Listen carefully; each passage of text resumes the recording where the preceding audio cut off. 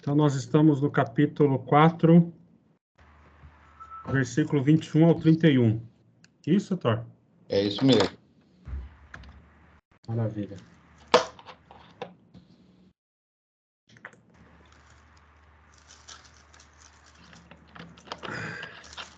A água tem te ajudado a manter peso, Fernando? Não vejo diferença não, né? Me ajudou bastante. Ah, é? É. Não tenho esse cronômetro não, né?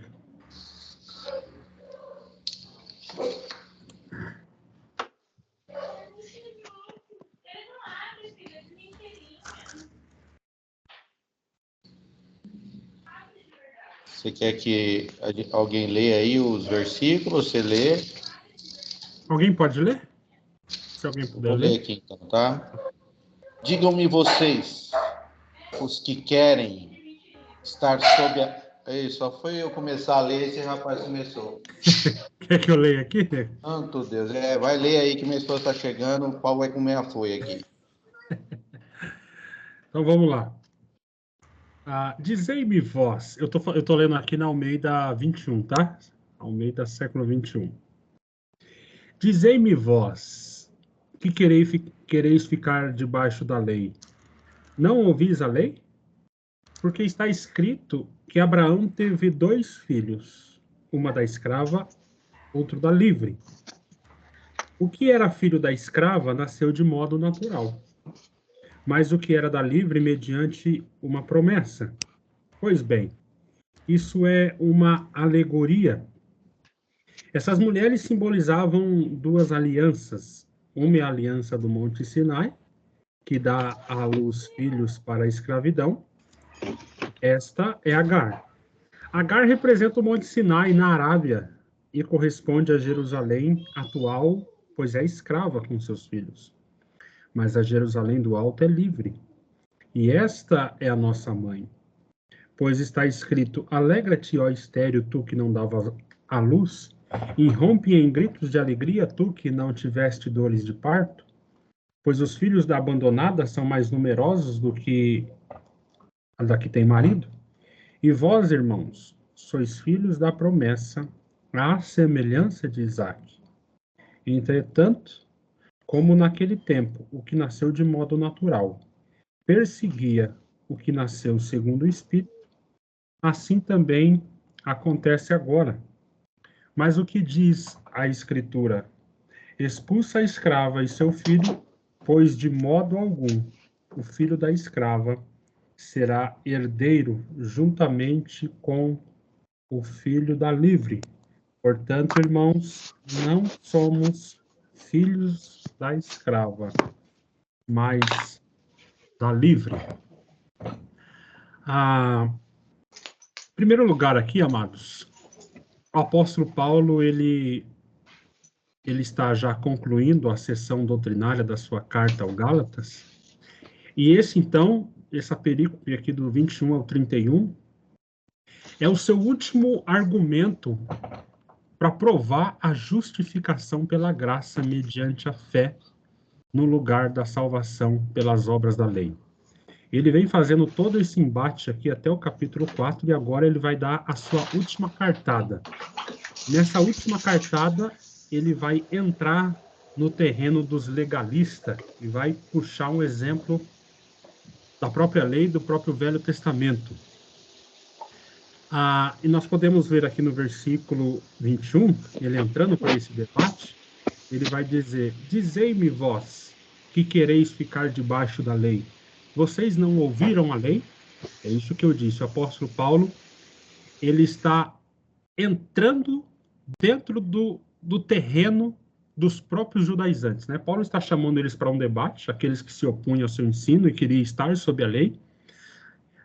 Ele estava chamando esse pessoal que rejeita o evangelho da graça. E o apóstolo Paulo, ele não se esconde, ele não se intimida, ele entra nessa arena do confronto e aceita o debate com os apologetas que se levantam contra a verdade. Então ele vai dizer: vocês aí que querem ficar debaixo da lei, vocês não ouviram a lei? E o apóstolo Paulo aqui, ele vai usar um texto do Velho Testamento. Deixa eu encontrar ele aqui. Eu queria que vocês dessem uma lida comigo, porque ele vai puxar um texto que está lá em Gênesis 21. Gênesis 21, eu queria ler com vocês.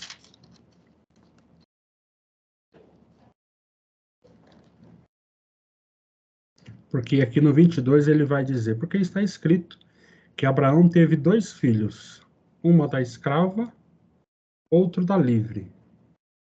O que era filho da escrava nasceu de modo natural, mas o que era da livre, mediante uma promessa. De onde ele está tirando isso?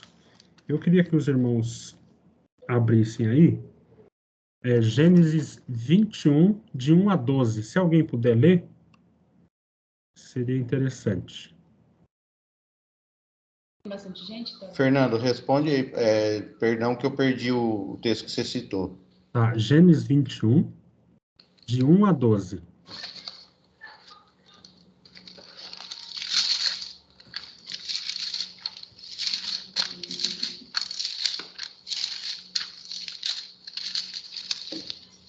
Espera aí que eu já vou ler.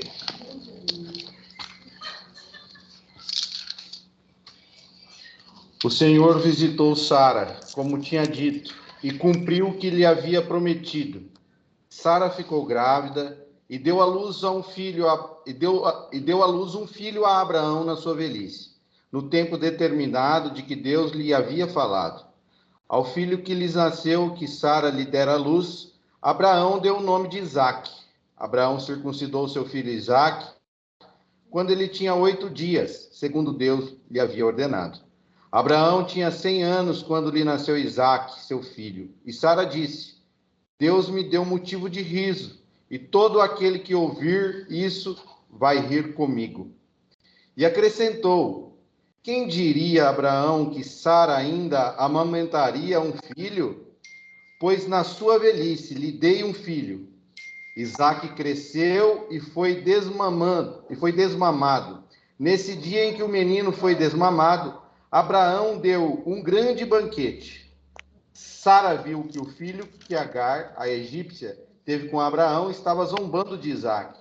Então Sara disse a Abraão: mande embora essa escrava e o filho dela, porque o filho dessa escrava não será herdeiro com o meu filho Isaque. Abraão ficou muito incomodado com isso por causa do seu filho. De 1 a 11, é isso? O 12 também, né? Mas Deus disse a Abraão: não fique incomodado por causa do menino e por causa da escrava. Faça tudo o que Sara disser, porque por meio de Isaque será chamada a sua descendência. Perfeito.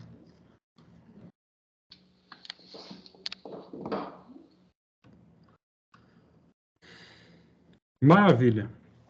Então, o apóstolo Paulo vai dizer aqui, nessa última defesa, nessa última cartada contra esses judaizantes, e se os irmãos repararem, esse pessoal, eles já tinham cedido à pressão dos judaístas, não é? Alguns deles já estavam deixando se circuncidar. Por isso que Paulo, lá em Gálatas 5, no versículo 2, ele vai dizer: eu, Paulo, vos digo que se vós deixar de circuncidar, Cristo de nada se aproveitará. No versículo 3, de novo testifico a todo homem que se deixa circuncidar, que está obrigado a guardar a lei. E o apóstolo Paulo atesta aqui, no capítulo 4, no 21, que nós acabamos de ler, ele vai dizer: dizei-me vós, os que quereis estar sob a lei, acaso não ouvis a lei? Esse pessoal, eles já estavam tão cedidos a essa tentação dessa religião legalista a voltar à lei, que o apóstolo Paulo fala: vocês aí que querem estar debaixo da lei, me respondam uma coisa. A persuasão já tinha corroído essa igreja. Já tinha um grupo de irmãos aqui que estavam, de fato, querendo voltar para a lei. E o apóstolo Paulo, ele entra dentro desse terreno, dentro da própria lei, e vai trazer essa alegoria, que no versículo 24 ele vai dizer: pois bem, essa história que nós acabamos de ler, os dois filhos de Abraão, uma da escrava e outra da livre, é, na verdade, uma alegoria e simboliza duas alianças. Quando nós falamos de alegoria, amados, nós ficamos um pouco preocupados, porque teologia reformada abomina essa palavra alegoria, não é? O que é alegoria para nós hoje na teologia reformada? Alguém sabe aqui o que é um modo de interpretação alegórico? 10% inventado e 90% foi que me disseram. Nós abominamos esse método de interpretação alegórico exatamente por causa disso. Porque você pega um texto das Escrituras, não é? E você dá para o texto das Escrituras o significado que você quiser. Nós que viemos da congregação, nós deparamos muito com isso ao longo da nossa caminhada. E quando nós interpretamos a Bíblia de forma alegórica, você dá para o texto o sentido que você quiser. Né? Como nós ouvíamos lá, você pode pegar, por exemplo, Golias e falar que o Golias é o teu patrão. Né? Você pode falar que Golias é o Lula. Você pode inventar o que você quiser, quando você alegoriza o texto. E no grego aqui, o apóstolo Paulo está usando mesmo a palavra alegoria. Mas só que essa alegoria que o apóstolo Paulo está fazendo não é alegoria tal como nós conhecemos hoje. Não é? O que o apóstolo Paulo está fazendo aqui, nós temos um nome para isso, e nós poderíamos chamar de tipologia. Tem alguém que tem uma Bíblia aí com tradução diferente? E que dá outro nome para alegoria? A minha é na A, né? Eu não, não lembro aqui o que está aqui.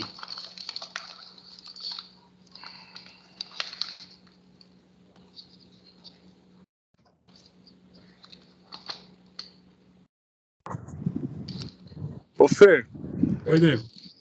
é interessante também comentar, né, que alguns pais da igreja, né, cristãos ali primitivos dos primeiros séculos, muitas vezes ao tentar interpretar parábolas de Jesus, tentaram fazer isso de forma alegórica, né, e não foi muito legal, né? Muitos. Pegava lá, por exemplo, o bom samaritano, né, Joel? E dava lá, olha, o samaritano simboliza isso, o ladrão simboliza aquilo, a jumenta aquilo outro, e cada um, é engraçado que nós víamos isso também, cada um que pregava, cada um que escrevia, dava uma interpretação totalmente diferente para o mesmo texto. Né? Exatamente por causa disso, porque quando é alegórico, você dá o sentido que você quiser. E aí isso é muito interessante, porque esse é um método usado também pela Igreja Católica até hoje. E quanto mais espiritual você for, mais profundidade você encontra no texto. Não é assim que acontece no meio CCBano, por exemplo? Legal, então, legal é o que o Augusto fala no livro, né? Você viu lá? Não, ele fala assim, e isso a gente vê muito. Ele fala assim, às vezes você pode achar um pregador e falar assim, nossa, que bonito, que fundamento que ele tirou, eu nunca vi, eu nunca tinha olhado desse lado. Aí ele fala, você nunca viu porque não tá ali aquilo. Não tem isso, né? Exatamente. Daí, nessa interpretação alegórica, aparece lá um irmão muito espiritual, né? Ele fala, olha, irmão, isso aqui Deus me revela, né? Deus está me revelando. Isso aqui representa aquilo. O Luiz Carlos, ele é na CCB, eu andava muito com ele, ele era o pai disso aí para mim. Como ele achava essas coisas que você olhava para o texto e falava assim, meu Deus, eu nunca vi isso. E aí o Thor falou bem, nunca vi porque não está no texto mesmo, é coisa da cabeça dele. E quando você cai nesse sistema de interpretação alegórico, você faz com o texto que você quiser, né? Mas o que o apóstolo Paulo está fazendo aqui não é uma alegoria em nossos termos hoje, como nós definimos a alegoria. O que ele está fazendo aqui é uma tipologia, né? O que é tipologia? Essas histórias aqui, ela é um fato, ela aconteceu de fato. Abraão teve 2 filhos, um de modo natural, e outro que é mediante a promessa, um que é Ismael e outro que é Isaac. Isso aconteceu, mas isso é uma tipologia.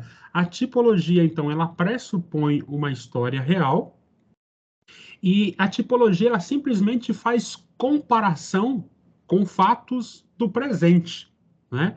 Então, o que o apóstolo Paulo está apontando aqui, dizendo o que aconteceu com Abraão apontava para algo superior que está acontecendo agora. Por exemplo, Jesus faz esse tipo de tipologia. Quando falaram para ele, se você é o Cristo, dá para nós algum sinal. Aí Jesus vai dizer o quê? Nenhum sinal será dado para essa geração incrédula, a não ser o sinal do profeta Jonas, que esteve 3 dias e 3 noites no ventre da baleia, e no terceiro dia ele foi lançado para fora. Esse Jonas, ele é uma história real, não é? Mas ele aponta para algo, para um fato, para Cristo. E esse Jonas, do mesmo jeito que ele ficou 3 dias no ventre do grande peixe, Cristo também, ele vai ficar 3 dias no ventre da terra.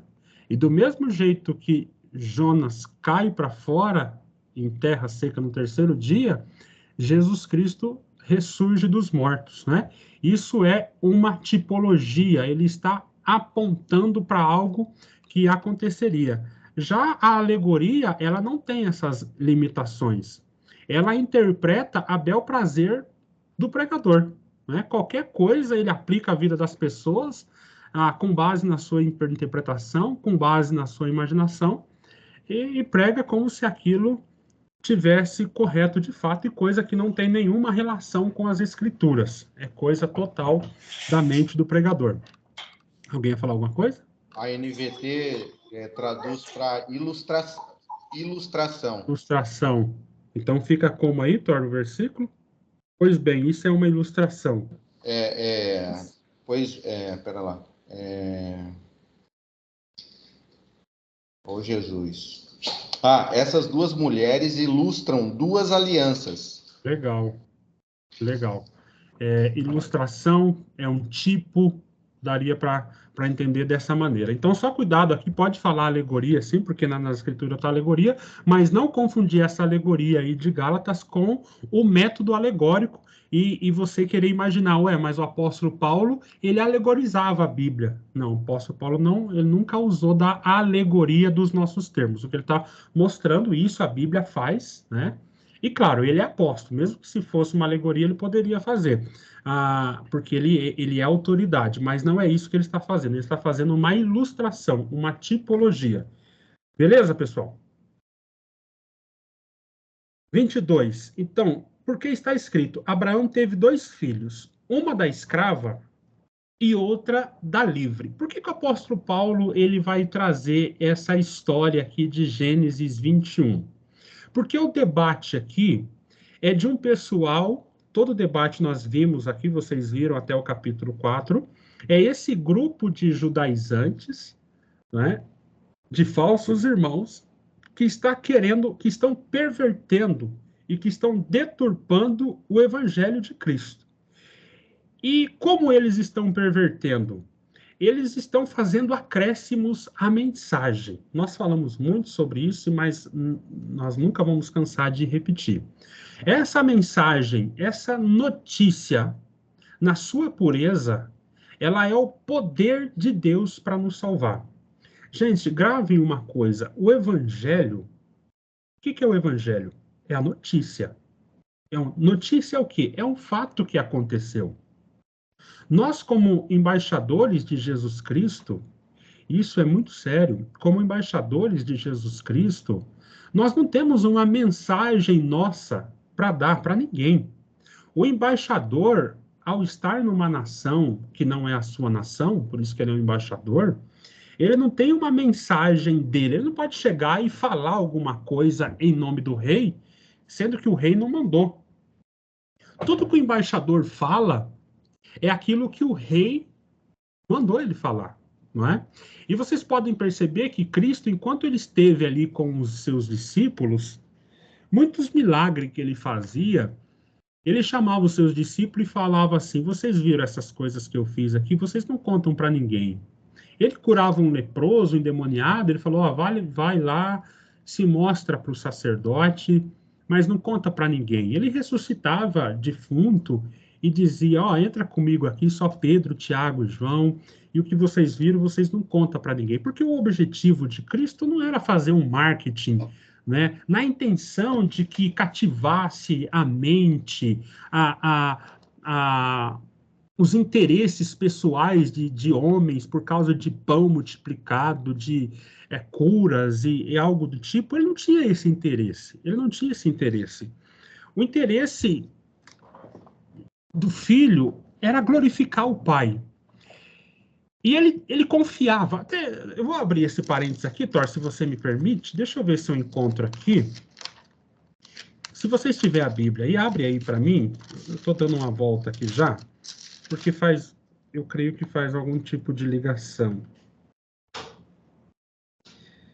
Lá em João, capítulo 6, Jesus, o contexto aqui, ele multiplica pão e peixes, e quando ele multiplica pão e peixes, uma multidão, como foi um milagre muito notório, e ele alimentou mais de 5.000 homens, isso despertou interesse muito grande nas pessoas, não é?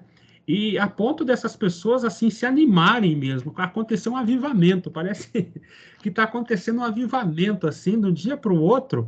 Mais de 5.000 pessoas começam a seguir Jesus, e Jesus, ele atravessa o mar de Tiberíades, e esse povo está tão empolgado, eles estão tão avivados, eles estão tão cheios de Deus, né? Coloca Deus minúsculo entre aspas, eles atravessam o mar e vai lá atrás de Jesus, né? Eles vão atrás, porque é impressionante, numa situação muito pobre como era daquele povo, um Jesus agora que multiplica assim, pães para alimentar 5.000 pessoas. Era muita coisa, era um evangelho da prosperidade muito pujante ali, né?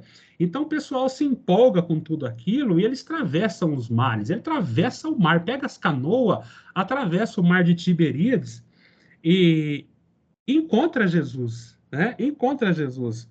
E ao encontrá-lo, lá no capítulo 6, versículo 25, está escrito assim: ao encontrá-lo, Jesus, do outro lado do mar, perguntaram-lhe: Rabi, como você chegou aqui? Ele estava encabulado, né? Porque também não viu Jesus entrar no barco, e Jesus, na verdade, ele atravessou o mar andando, né? Por isso que eles não viram nada. E eles falaram: mas como é que você apareceu aqui? E Jesus poderia, né, empolgar ainda mais eles. Falar: rapaz, você não vai acreditar o que eu fiz essa madrugada. Eu andei. Eu andei por cima das águas. Eles ficaram: nossa, esse é o cara mesmo. Porque eles já tentaram, vocês podem olhar aqui, no versículo 15, quando Jesus multiplica os pães, no versículo 15, eles estavam prestes a forçá-lo, Jesus, para proclamar o rei. Olha para você ver como é que esse povo está entusiasmado. Quando eles viram Jesus multiplicando pão, eles estavam proclamando Jesus rei, ao ponto que Jesus teve que se retirar, meio que desaparecer do meio deles. Mas no outro dia eles atravessam o mar e vão atrás de Jesus. E Jesus está ali cercado e ele chega ali e eles perguntam: Jesus, como é que você chegou aqui? E Jesus não responde essa pergunta. Jesus dá uma resposta meio dura para esse povo que está muito animado, muito virtuoso. Ele diz: em verdade vos digo que vocês me buscam não por causa dos sinais que vocês viram, mas porque comeste do pão e ficaste satisfeito. E esse Jesus aqui, quando Jesus fala: vocês me buscam não pelo sinal que vocês viram, porque o sinal apontava para um Jesus que é o pão da vida. Era isso que Jesus queria mostrar. Eu sou aquele pão, eu sou aquele maná que caiu no deserto, eu sou o pão, um verdadeiro pão. Mas eles não entenderam nada. Mas vocês me buscam por causa do pão terreno. E aí Jesus fala: trabalhar não pela comida que se acaba, mas pela comida que permanece para a vida eterna, a qual o Filho do Homem vos dará. E o Pai o aprovou, pondo nele o seu selo. Aqui Jesus provavelmente está falando do dia que ele foi batizado e o Pai testificou: esse é o meu Filho amado, a quem me comprazo. E aí, obviamente, olha aqui a mente do judeu como é que é. Quando Jesus está falando, olha, vocês têm que me buscar não pelo pão que perece, mas pelo pão que permanece, a mente judaica, ela funciona assim, obras. O que eu tenho que fazer? Então, o que eu tenho que fazer? Vocês podem olhar o versículo 28, eles já vão perguntar. Perguntaram-lhe então o que faremos para realizar as obras de Deus? A pergunta dos judeus é sempre essa. Essa é a mente de todo homem não regenerado. Ele quer saber o que ele precisa fazer. Então, eles perguntam para Jesus, o que eu preciso fazer para realizar as obras de Deus? E Jesus não passa uma listinha de coisa para eles fazer. Né? Isso aqui é o que o apóstolo Paulo está apontando lá. E os irmãos, eu quero que vocês tentem fazer essa ligação que eu estou querendo propor aqui para vocês.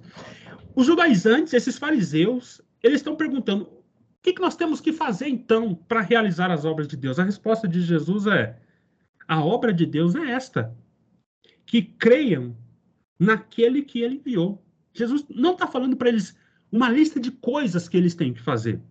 Jesus está falando, a obra de Deus, realizar a obra de Deus é crer em mim. É isso que Jesus está dizendo. Aí, né, perguntaram para ele, mas que sinal você faz para que vejamos e creiamos em ti? O que você realiza? E eles tinham acabado de ver a multiplicação. Olha para você ver, eles queriam mais um milagre daquele para eles encher a pança de novo. Porque os nossos pais comeram maná no deserto, como está escrito, deu-lhes o pão do céu para comer.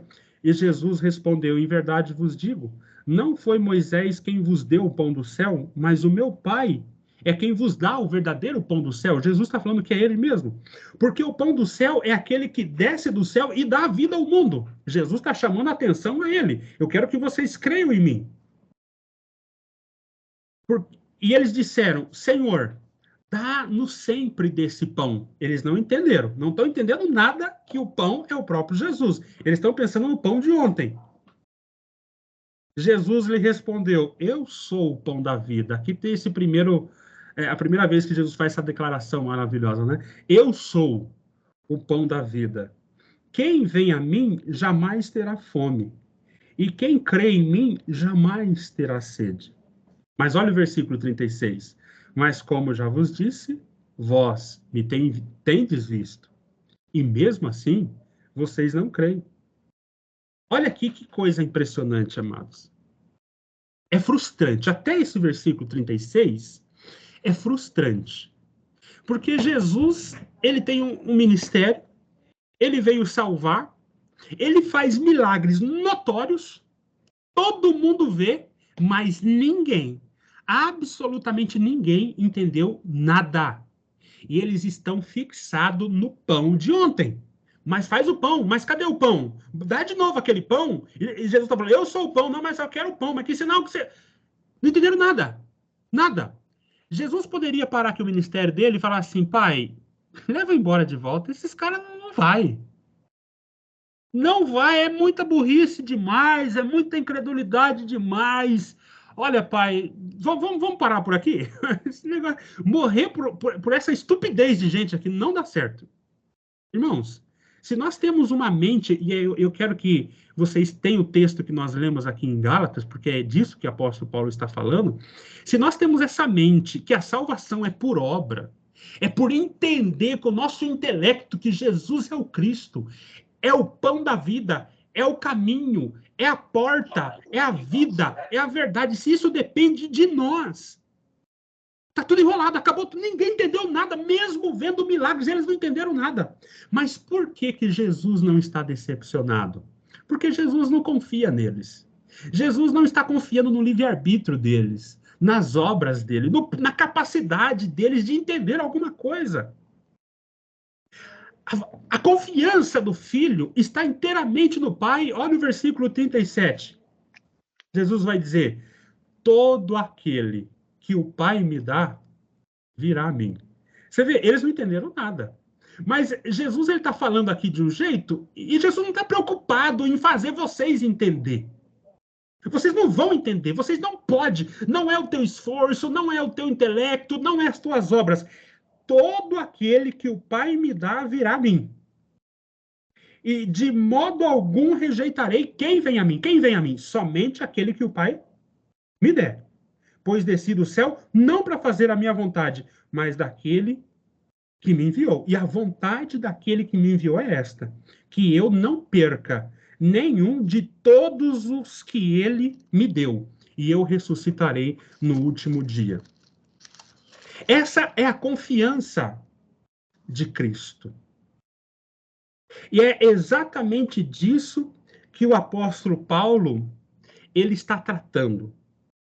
Ele está dizendo aqui, porque esses judaizantes, eles achavam que a salvação, esse pessoal que estava perturbando o evangelho, de alguma maneira, eles achavam que a salvação era resultado de uma vontade humana, da força do vigor, de Deus tentando auxiliar, do homem tentando auxiliar a Deus, do homem concordando ou fazendo alguma coisa para ajudar a Deus na salvação. E o apóstolo Paulo está perplexo.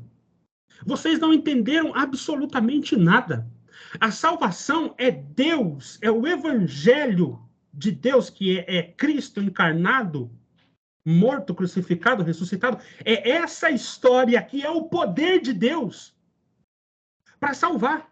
É esse evangelho que ressuscita você. É esse evangelho que destampa os teus ouvidos. É essa notícia que abre os teus olhos. É essa notícia que te santifica. É essa notícia que opera milagre entre vocês. É o que o apóstolo Paulo vai dizer no versículo 3. É por causa dessa notícia que o Espírito Santo agora habita em nós, pela fé. E é essa notícia que nos santifica. É por causa dessa notícia que nós geramos frutos, é o que ele vai dizer no capítulo 5, no próximo capítulo. Tudo que nós temos na vida cristã é resultado do Evangelho. O Evangelho é o poder de Deus para todas as coisas. Agora, quando o embaixador, que é nós, começa a adulterar o Evangelho, eu vou abrir outro parênteses aqui, é tentador para nós adulterar o Evangelho. Por quê? Porque nós não confiamos no poder do Evangelho de fazer as coisas. É tentador, Thor, você colocar algum apetrecho no Evangelho, porque em algum momento você pode oscilar. Será mesmo que esse Evangelho é capaz de salvar um pecador?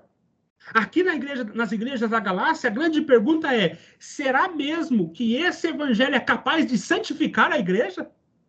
Isso é o que acontece em igrejas legalistas. E eu vejo e ouvi muitos falarem para mim: se você pregar isso aí, vai todo mundo para a prostituição. A juventude, nós vamos perder todos eles, porque eles não acreditam no poder do evangelho para santificar. Eles acham que o que santifica de fato é eu colocar um monte de regrinha, colocar um monte de supervisor para colocar os olhos em cima de você, e quando um no meio do rebanho fornicar, você mostra para a igreja e fala: ó, isso aqui pecou e está no inferno e acabou, e vai entrar um temor no meio do rebanho, e eles vão olhar para a tua lista e viver debaixo daquela listinha que você criou. É assim que eles acham que é a santificação. Esse pessoal, é isso que eles estão colocando. Eles estão duvidando do poder do evangelho. E ao nós duvidarmos do poder do evangelho para salvar, para santificar, nós podemos colocar alguma coisa a esse evangelho. E essa é a perplexidade do apóstolo Paulo. E aqui, ele vai mostrar uma tipologia do Velho Testamento de alguém que fez isso. Porque Deus deu o evangelho para Abraão. Qual o evangelho? Uma promessa. A boa notícia que Abraão ouviu é: eu vou... Olha aqui, sai da tua tenda aqui. Sai para fora, olha para cima. Quantas estrelas, Abraão? Ah, é muita, Senhor, não posso contar. Olha as areias, então quantas areias? Ah, não, também não posso, é muito. Assim será a tua descendência. E Abraão não tinha terra e não tinha filho. Ele falou: mas como pode ser isso, Senhor? Eu não tenho filho. Não tenho terra, não tenho nada. Como é que você fala que eu vou ter uma nação e vai ter descendente? Como é que será isso? Como é que vai se dar isso? Então, Abraão, ele tinha um evangelho. Mas o que aconteceu com Sara? Ela tinha um evangelho. Ela tinha notícia. Ela confiou na notícia? Ela creu na notícia? Acho que esse negócio... Porque, assim, o justo, ele vive pela fé. Tudo que nós temos, Thor... E irmãos que estão aqui, é pela fé, irmãos. O cristianismo, ele é sem graça para o olho humano, porque tudo que você tem é fé. Você não tem... Você imagina para um judeu que ele tinha a arca da aliança, era Deus conosco, ele tinha o candelabro, ele tinha o templo, ele tinha o propiciatório, ele tinha o santo, o santíssimo, tudo aquilo. A gente adora coisas que a gente pode pegar, tocar, falar, Deus está aqui, ó, né? Como é que as irmãs sentem, né? Coloca o véu e parece que agora eu coloquei o véu e eu entrei na presença de Deus. Né? Eu pego aquele rosário cheio de bolinha, quando eu pego aquele rosário, eu tenho Deus na minha mão aqui. Eu tenho um objeto, eu tenho um amuleto. Mas o cristianismo, tudo que você tem é fé. Tudo que Sara tinha, Abraão tinha, era uma promessa. Mas era uma promessa de Deus. Mas Sara duvidou. Não tinha nada. E agora? Tô velho. Aí, nós vamos ver, tudo no mundo indicava o contrário. Tudo que cercava eles indicava o contrário. Por isso que até Paulo vai dizer em Romanos 4 que Abraão esperava contra a esperança. O que é esperar contra a esperança? Porque tudo aponta para o contrário. Por exemplo, a promessa que nós temos que os mortos ressuscitarão. Qual foi o último morto que você viu ressuscitar? Eu não vi nenhum. O que nós temos na prática é que quando morre, acabou. Não volta mais ninguém. Mas nós temos uma promessa. Vocês vão ressuscitar. Se você continua crendo nisso, você está esperando contra a esperança. Porque tudo mostra que não há ressurreição. Mas eu creio que nós vamos ressuscitar, porque existe uma promessa. Então, na vida de Abraão e Sara, eles estavam esperando contra a esperança. Porque tudo... O Senhor falou que vai dar vida, mas o que você via era a morte. Você via nascimento, mas o que você via era velhice e sepultura. Tudo mostrava o contrário. Sara falou, não... Gente, essa promessa aí, eu acho que Deus se enganou. Não dá. Vou fazer o seguinte. Eu vou pegar Agar, já tive uma ideia. Já sei. Ah, é o filho, é preciso ter um filho. Então já sei, eu vou ajudar Deus. É isso que a gente faz com o evangelho. É isso que a gente faz, cara. Não, cara, se eu pregar evangelho para CCB, é assim. Não, é muito inteligente, Fernando. Se eu falar desse negócio, a hora que eu chegar e falar assim, Jesus ressuscitou dos mortos para aquele cara que é um gênio, ele vai, não dá. Ou você vai assim, não, Fernando, ele não sabe nem ler. Pensa num cara burro, ele não sabe ler, não sabe nada. Falar de evangelho, falar que tem que ler a Bíblia, não dá. Meu patrão? Não, meu patrão é muito rico, tem muito dinheiro, quer nem saber disso aí, não. Aquele coitado, aquele é muito pobre. Nós somos cheios de preconceito. Ele é muito rico, ele é muito inteligente, ele é muito burro, ele é muito esperto, ele é muito novo, ele é muito velho. Não dá para pregar o evangelho. Nós duvidamos do poder do evangelho. Nós não cremos no evangelho. E às vezes nós vemos isso todo dia no nosso mundo. Pessoas colocando coisas no evangelho para ver se atrai os jovens, se atrai os velhos, se atrai os gays, se atrai... Isso que aconteceu com Sara. É isso que está acontecendo com a igreja da Galácia. Com as igrejas da Galácia. E Sara falou assim, eu tenho uma ideia, eu vou ajudar Deus. Ela pegou Agar e falou, deita com Abraão. Abraão falou, é uma boa ideia isso aí, é uma boa ideia. E nasceu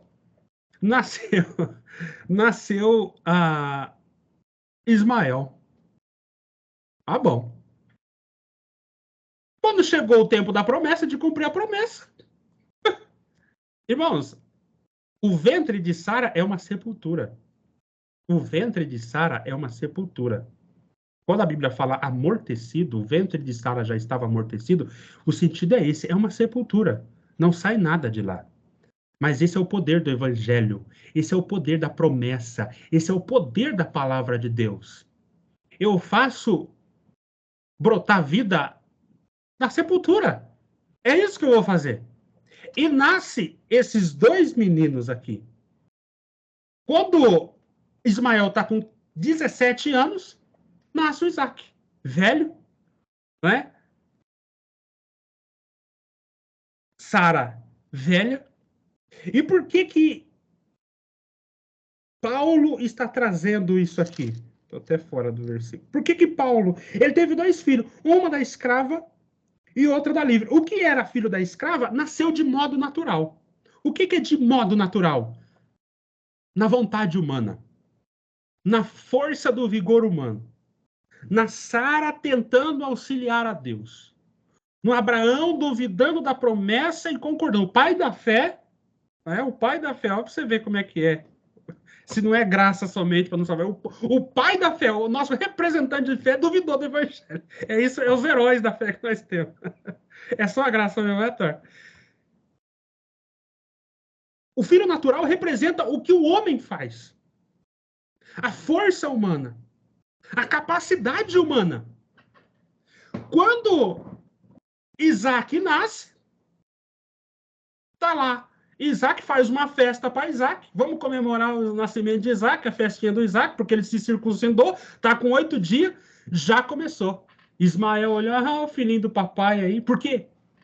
Porque Ismael sabia que ele não era herdeiro, ele era filho de escrava. A inveja já começou. Até Paulo vai dizer que Ismael perseguia Isaac.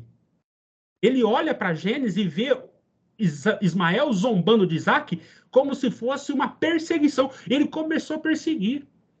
A Sara olhou e falou assim: Abraão, você pega essa mulher, pega o filho dela e manda embora. Não quero mais aqui. Abraão ficou doido. Pensa no homem que ficou bravo, ele ficou muito sentido. Teve que Deus aparecer e falou assim: Abraão, não precisa ficar bravo, não, filho. Por que você tá bravo? Pode pegar o menino, pode pegar a mulher e faz tudo do jeito que Sara falou. Porque de maneira nenhuma, o filho da escrava vai herdar com o filho da livre. Olha a tragédia que é isso, Thor. Amados, olha a tragédia que é isso. Você pode até falsificar o evangelho, é isso que o apóstolo Paulo está falando. Você pode até chamar a gente para a igreja e fazer um monte de coisinha para atrair pessoas. Você pode até duvidar do evangelho. Mas, de modo nenhum, aquele que nasce segundo a vontade humana, a força da carne, vai herdar com aquele que é gerado de Deus. De maneira nenhuma. Os filhos da promessa é esses filhos que o evangelho gera. Esse evangelho que vocês estão falsificando, ele não produz vida. Produz gente que pode ser que você pega o evangelho e misture com legalismo, aí você tem esses crentes híbridos que acredita na graça, acredita na fé, acredita em Jesus, mas também acredita que tem que fazer isso, mais aquilo. Paulo está dizendo, esse evangelho de vocês não produz vida. As pessoas que nascem dessa falsa pregação, as pessoas que estão caindo, aqui o apóstolo Paulo até usa, caiu da graça, esse evangelho de vocês não pode produzir absolutamente nada.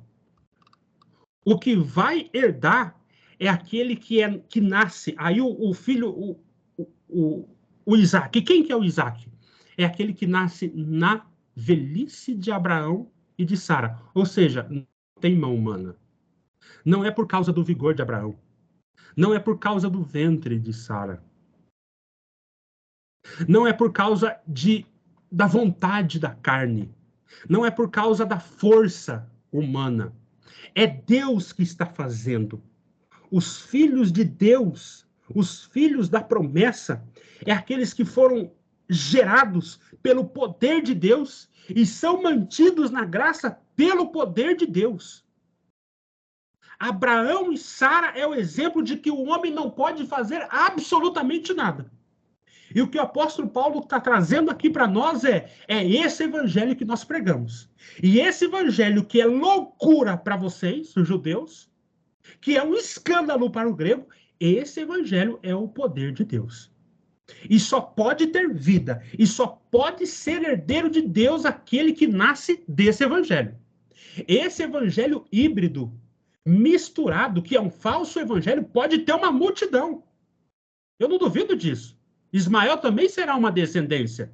E eu não estou falando que Ismael é uma pessoa ruim, é uma pessoa má. Não, Ismael, ele foi no velório do pai. Abraão queria que ele ficasse em casa. Abraão queria, mas não era um cara ruim. Era um cara de gente boa. Deus mas ele não era filho com ele, né, Fernando? Se a gente continuar lendo lá em Gênesis, Deus atende a oração de Ismael. Deus Deus falou, Olha isso. vou te fazer um grande povo. Prometeu para ele também. Fez uma promessa para Ismael. A promessa. Deus cuida de Ismael. Ele não é um cara ruim no sentido de, nossa, é um demônio. Não é. Só tem um problema. Você não é filho da promessa. Jesus vai dizer, nós acabamos de ler, todo aquele que o Pai me deu virá a mim. Irmãos, o falso evangelho, ele não produz vida e ele não produz santificação. Agar representa o Monte Sinai na Arábia e corresponde a Jerusalém atual, pois ela é escrava com os seus filhos. Aqui, o apóstolo Paulo está dizendo que Agar aqui representa a lei de Moisés. A lei, ela corresponde a Jerusalém atual, ou seja, os judeus, e ela é escrava com seus filhos. Todos esses judeus aí, eles estão debaixo da escravidão, debaixo da lei. Mas Jerusalém do alto é livre. Olha, irmãos, o que é essa Jerusalém do alto? Aquele que é nascido do alto. Aqueles que são nascidos de Deus. Esta é a nossa mãe. Aqueles que foram gerados, não da lei, mas da graça. Porque aqui está o ponto da divergência. Esses judeus, esses caras que estão pervertendo, a confusão que eles estão fazendo é isso. Eles estão achando que a lei é primeiro do que a graça. E tem muita gente que acha que existe a lei e depois veio a graça. Paulo está dizendo, não, querido, você está equivocado. Primeiro foi a graça, porque eu fiz a promessa para Abraão, e Abraão foi justificado pela fé muito antes da lei. 430 anos antes da lei. É verdade que Ismael nasceu primeiro, mas a promessa, o evangelho, a graça foi antes. E o que Paulo está querendo dizer aqui?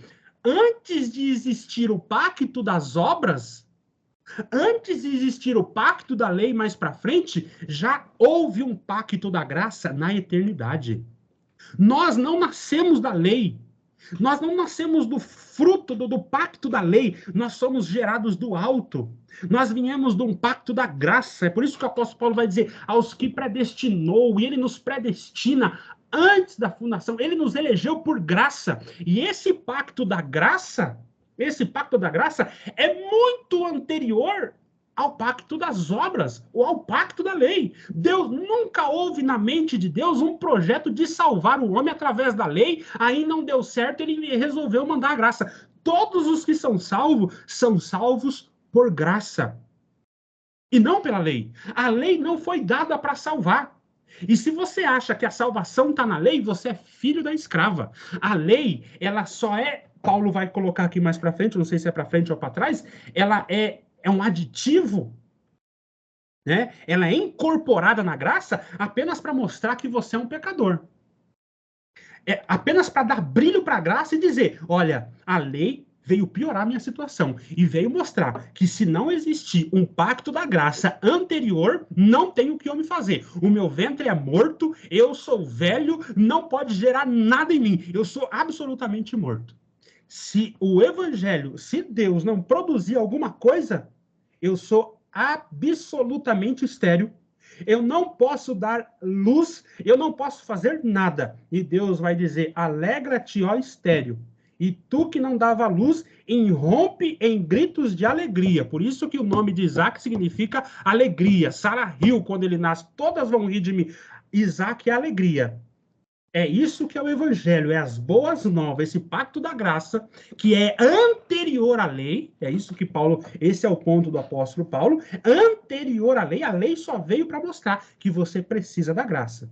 Mas se você quer se justificar pela lei, achando que pode ser salvo pela lei, eu digo para você, você nunca vai poder herdar com os filhos da lei. Você pode fazer o que você quiser. Eu vou dar um exemplo aqui. É como você chegar na rainha da Inglaterra e dizer assim para a rainha da Inglaterra, ô fulano, teu filho aí traiu a esposa já várias vezes, né? Eu, graças a Deus, eu nunca traí minha esposa, eu sou um menino bacana e tal. Não tem algum castelo para você me dar aí, algum, sei lá, o Reino Unido, alguma parte da Guiana Francesa lá que é perto do Brasil? Dá para mim, eu sou um cara Ela vai olhar para tua cara e falar assim, você... Falar igual o João, você é biruleibe? Você tem algum problema, cara? Você não... Daí que você nunca traiu a tua esposa? Você é pichuruco, meu. É pichuru? Qual que é o teu problema? Porque que daí que você não...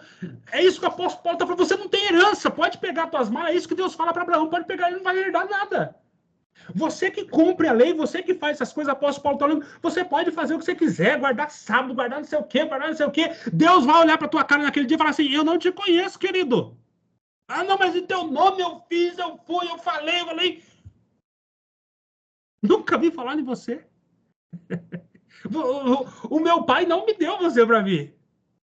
Você não tem parte comigo. E vós, daí ele vai dizer aqui no 28, e vós, irmãos, sois filhos da promessa. Por que vocês vão se submeter a essa coisa? Por que vocês vão voltar de novo à escravidão? Daí ele vai dizer, entretanto, como naquele tempo, no 29, nasceu de modo natural, o que nasceu de modo natural perseguia o que nasceu do Espírito, assim também acontece agora. E é assustador. É por isso, irmãos, que esse evangelho da graça, ele é odiado. Quando você fala dessas coisas, desse Deus que gera filhos segundo a sua vontade, que não é o meu livre-arbítrio, não é a minha vontade, não é a minha força, não é nada meu. Nossa, você é odiado? Você... A graça livre é odiada, né? É odiada? Não sei por quê. As pessoas odeiam, e não é de agora, é do tempo de Jesus, é do tempo de Paulo. Quando ele falava da graça, ele se enfurecia, mas não é possível que esse cara está falando que... Então quer dizer que eu vou abundar no pecado para que a graça sobreabunde? É isso que você está falando, Paulo? É o que você está pregando a libertinagem, Paulo? De modo nenhum, eu estou falando de uma nova criatura. Eles ficam enraivecidos, eles ficam loucos. Assim também agora. Eles perseguem. Então você é o filhinho do papai. É assim que o Ismael zombou. Você é o herdeiro, então, de tudo. Você é o filhinho do papai. O que você fez? Isaac ficava olhando pra cá. Eu não sei, eu não fiz nada. Eu nasci, eu não fiz nada, nem sei. Então você é o escolhidinho. Eu não sei. Eu nasci. Eu não sei. E Paulo vai dizer, vocês, irmãos, são os filhos da promessa. Paulo acreditava que esses irmãos aqui, eles eram os filhos da promessa. Por isso que Paulo está exortando, porque é através da exortação, da repreensão, é um meio de graça que Deus nos corrige e faz nós escaparmos dessas ciladas. Portanto, irmãos, não somos filhos da escrava, mas da livre. Expulsa a escrava e seu filho, pois de modo algum o filho da escrava será herdeiro juntamente com o da livre. E esse é um conselho para nós muito atual, viu, Thor? Porque essa tentação, essa perseguição, ela também se dá, né, de forma externa, pessoas que não nos aceitam, mas de forma interna. Sempre vai ter contra nós uma guerra interior querendo nos colocar de volta na servidão. Não é? Essa tentação de você querer voltar de novo a estar debaixo de uma servidão de doutrinas humanas. É o que eu falei, eu estou sempre alertando, Fernando, que agora está tendo reformados legalistas. E o orgulho vem mais ainda, porque agora eu sei que eu tenho a teologia correta. Exatamente. Aí você vai colocando um monte de parafernália, né? Aí se torna mais crente aquele que faz homeschooling. Nossa, agora eu faço homeschooling, quem não faz homeschooling. Essas parafernálias todas. E não estou falando, veja bem, nada disso que é pecado. É quando você coloca isso como status. Corrige isso aí. A família educadora aí, bravo. E quando você pega, é exatamente isso, você pega coisas boas, legítimas, e sempre assim. A circuncisão era do diabo? Não, não era mandamento de Deus. Não é? Inclusive, Paulo circuncidou Timóteo.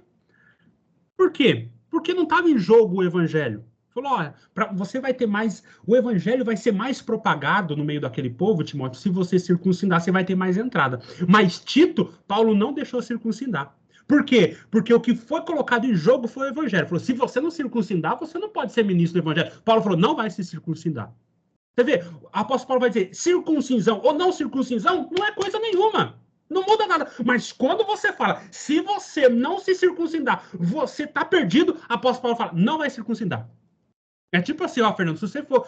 Fernando, você poderia vir pregar na minha igreja de terno? Não, poderia. Fernando, nós não aceitamos aqui um ministro de Cristo sem um terno. Eu vou de camisa manga curta. Porque agora você comprometeu a verdade do evangelho. Isso é inegociável. Entendeu? Então você pode pegar coisas boas e não tem problema fazer homeschooling, isso é maravilhoso. Ah, eu vou fazer PhD em teologia, muito bom. Agora, quando você coloca isso como a coisa, o teste de fé, e a salvação depende disso, é um crente superior. Quando você faz isso, apóstolo Paulo falou, você de novo está se submetendo à servidão, à escravidão. E ele vai dizer, expulsa. Qual que é o conselho do apóstolo Paulo? Expulsa a escrava e o seu filho. Porque de modo nenhum... Irmãos, a ordem da palavra é não ande com legalismo. Não faça que nem Abraão, que queria que Ismael e Agar ficassem na casa.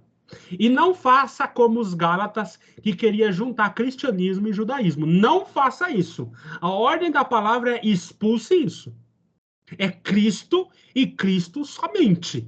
É evangelho e evangelho somente. Fernando, eu tô fraco, eu tô ruim para orar, eu tô distante de Deus. O que você fala para mim? Evangelho, Bíblia, palavra, Cristo. Eu não vou inventar nada para você. É evangelho. Santificação, evangelho, é palavra, é meios de graça. Né? Expulsa. A ordem sempre é expulsa isso. Porque de modo nenhum o filho da livre, Camila, filho da escrava terá parte com o filho da livre. Beleza, amados? Esse é o texto. Camila, esse tipo de atitude também é um tipo de legalismo ao reverso, né? Você impor a sua liberdade nas pessoas, né? Ele está falando assim, para eu ser salvo, eu tenho que ter essa total liberdade. E também não é assim, né? Os extremos é formas de legalismo. Eu não vi a pergunta, qual que é? Ela está no chat, dá uma olhadinha aí. O som tá baixo. Meu som tá baixo? Não, tá bom.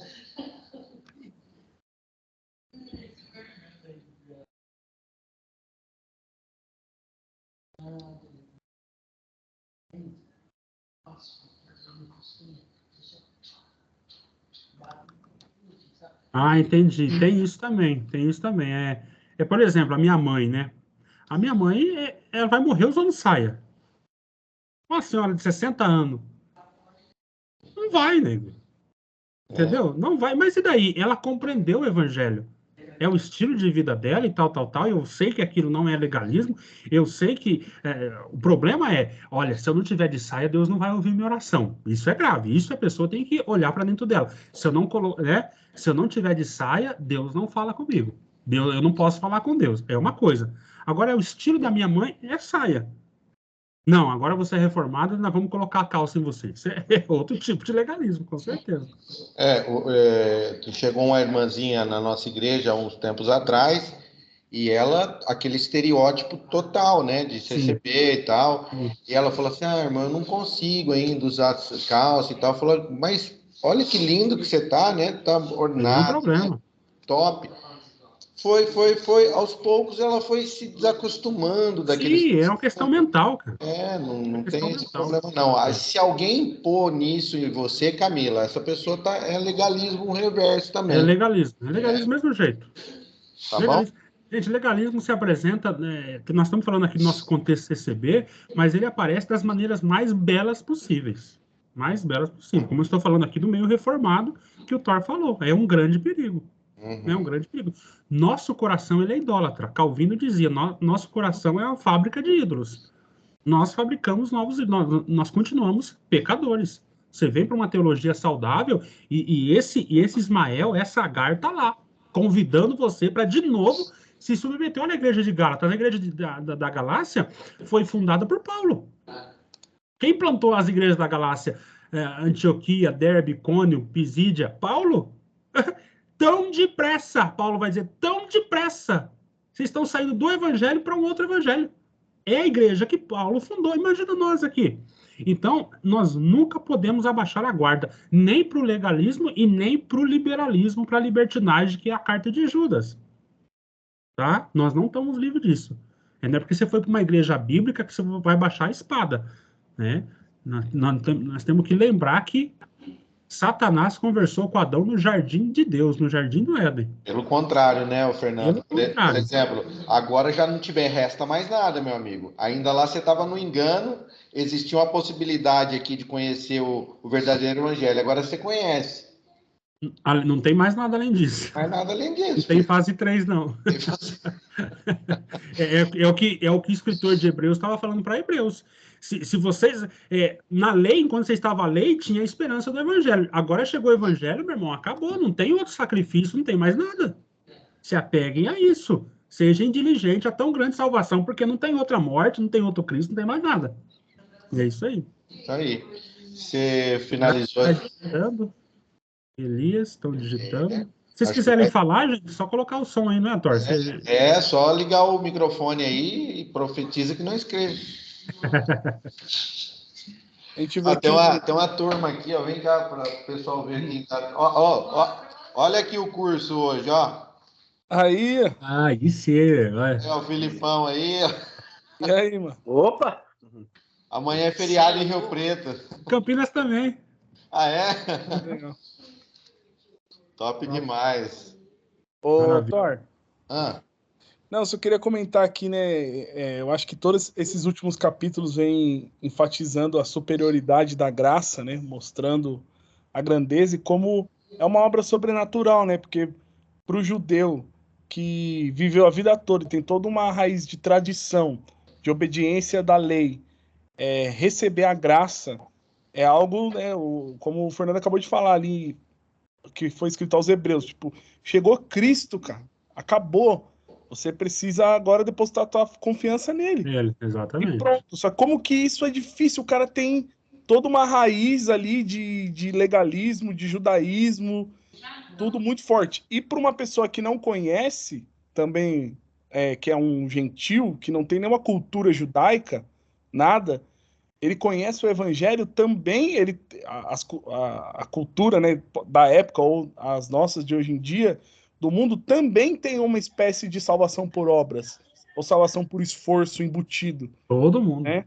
Então, como a gente viu, né, nesses últimos capítulos desse desenho, né, só existe duas religiões, né? Ou é o homem se salvando, Perfeito. Ou é Deus salvando o homem, né? Então você vê que é algo sobrenatural, a graça tanto para judeus quanto para gentios é algo um milagre, né? É um milagre. Esse é o ponto, gente. Esse é o ponto. A Grace quer falar uma pergunta, Elias. Vamos dar uma oportunidade para ela e aí você já vem e depois a gente encerra, tá? O Fernando tem compromisso também. Boa noite, graças e paz. Graças. Amém. Só um minutinho, filho, um minutinho. Então, deixa eu fazer uma pergunta. Tem 4 meses, mais ou menos, que eu parei de congregar e eu comecei a ir para uma igreja presbiteriana, aqui perto da minha casa, no bairro perto.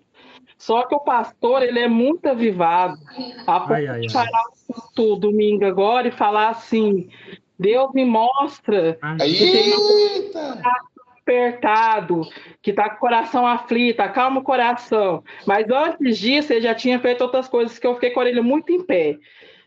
Algumas falas dele muito estranhas, usou o testemunho da congregação como prova de fé num culto também. Eita, lasqueira. Você é da Bahia, Graça? Da palestra. Você é da Bahia, de Itabuna? Não, eu sou de Uberlândia, Minas Gerais.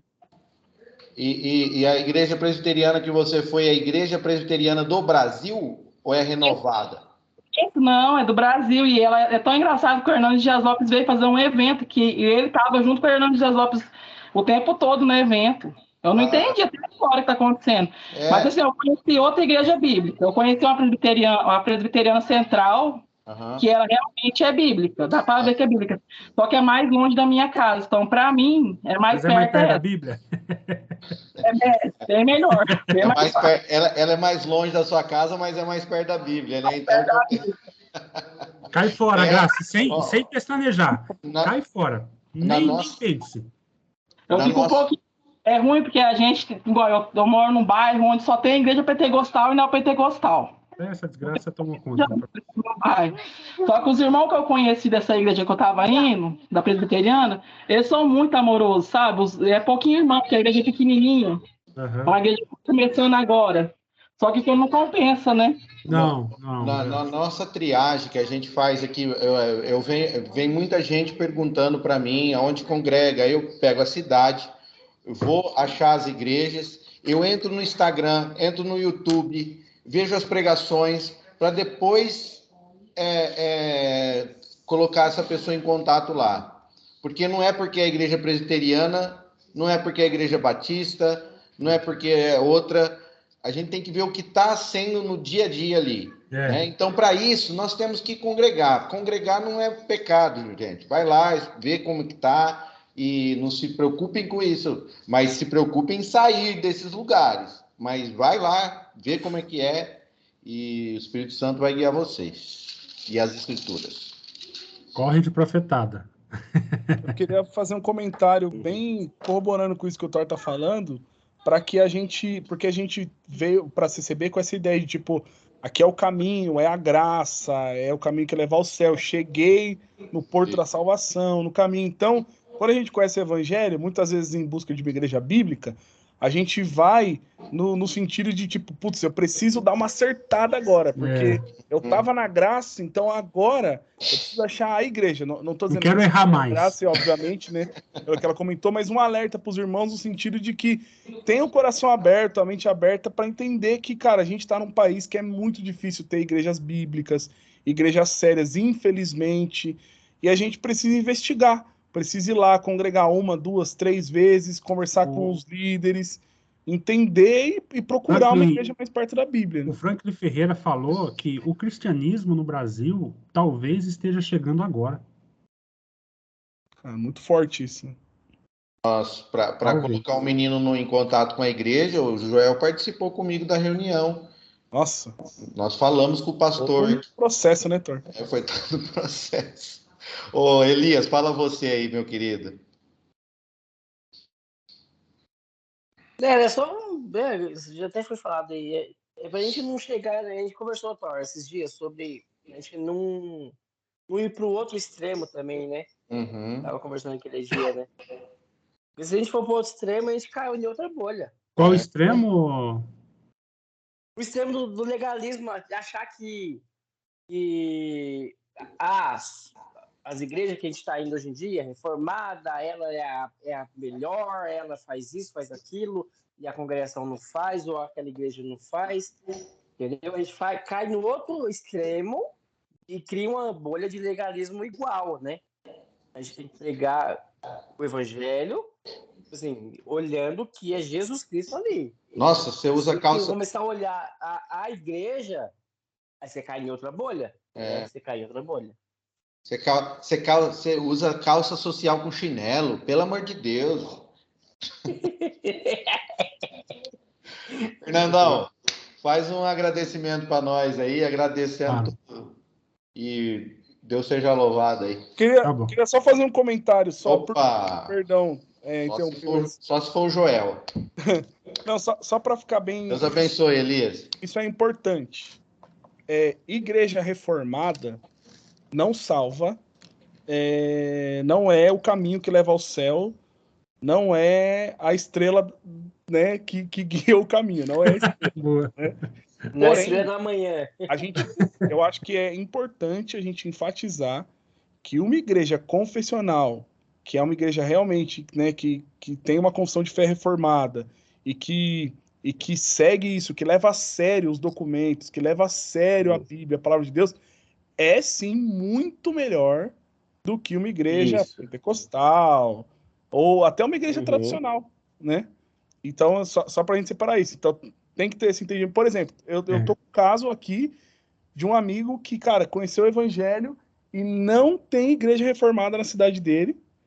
E, cara, ele encontrou uma igreja tradicional, né, a PIB lá da cidade dele. Cara, é a igreja mais perto da Bíblia que tem lá.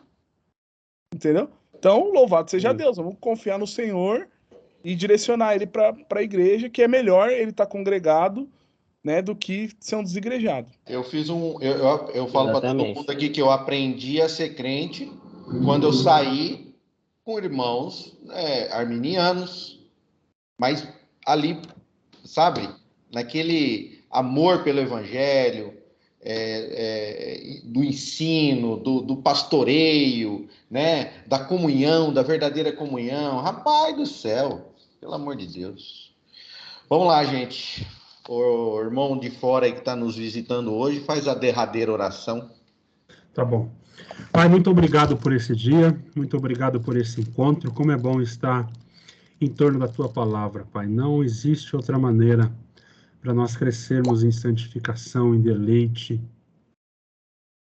na tua beleza, na beleza da tua santidade, que não seja por meio da tua palavra. Acende esse fogo no nosso coração, aviva a nossa alma, para te encontrarmos através da meditação das Escrituras. Que o Senhor possa escrever isso no nosso coração, isso que é verdade no papel, possa ser uma realidade na nossa vida.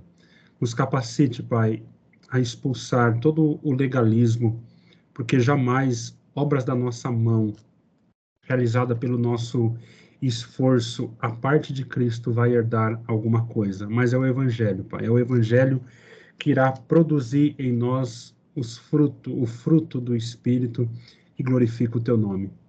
É interessante isso, porque quanto mais nós desistimos de nós mesmos, mais nós vemos a nossa incapacidade e mais nós olhamos para a cruz de Cristo, mais transformados nós somos de um grau de glória para outro grau de glória. Faz isso, Senhor, conosco, que nós possamos desistir de tudo aquilo que é nosso e nós possamos se achegar à cruz do teu Filho em arrependimento, reconhecendo os nossos pecados, Pai, porque é da cruz que emana a vida, e vida que nos transforma, nos renova e faz nós andarmos em santificação. Essa é a vida que te agrada, essa é a vida que te louva e que te honra, e é o que nós te pedimos, em nome de Jesus. Amém.